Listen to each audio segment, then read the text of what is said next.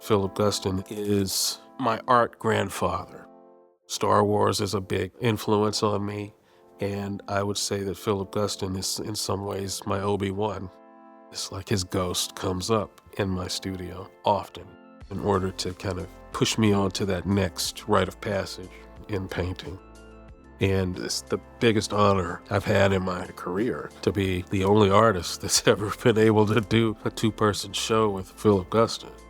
To really be able to unpack the questions that I've had over the years and have a real dialogue, not just this kind of abstract dialogue, is beyond my wildest dreams.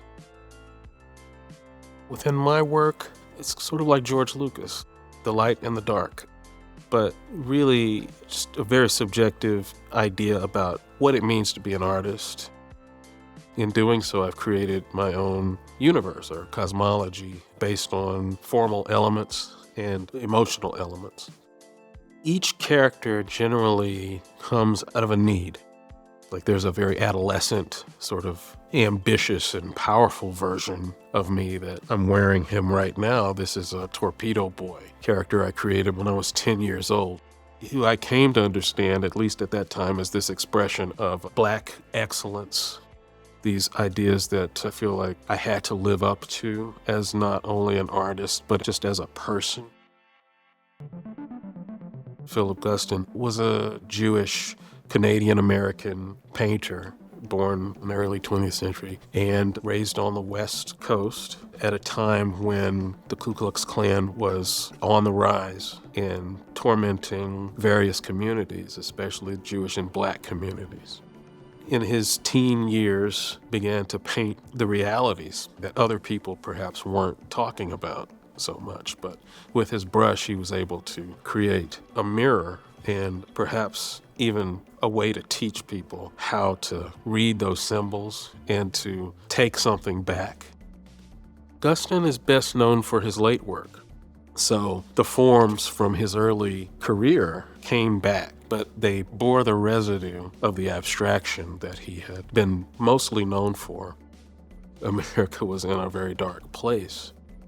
And here he is in the studio painting, dealing with lights and darks and color and stretching canvases and things.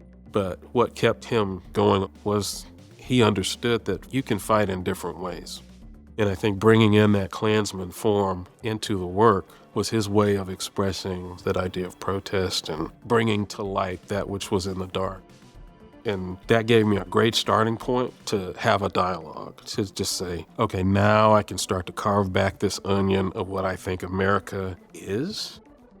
We're seeing communities being suppressed and oppressed by dominance and the traumas that are coming out of that, like happening in real time. And I can't not mention George Floyd being one of the most visible.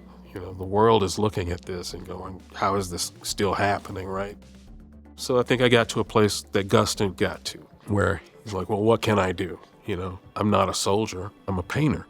And so I just took the pencil, I took the brush, and I got to work. In Guston's work, it's the dialogue between what we know and what we see. It's like you come to the picture of a Klansman thinking one thing, because we understand it as a symbol of hate and of hiding and of terror.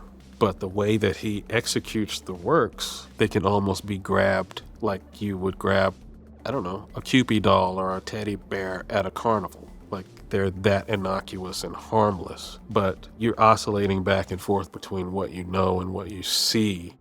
And then the dialogue, of course, between what he's doing and what I'm doing is like a point of view that your community isn't necessarily the community that's next door to you. A community can be across time. A community can be across culture. You can look back through time and find new relationships. And I think that's in some ways what this show promotes the most.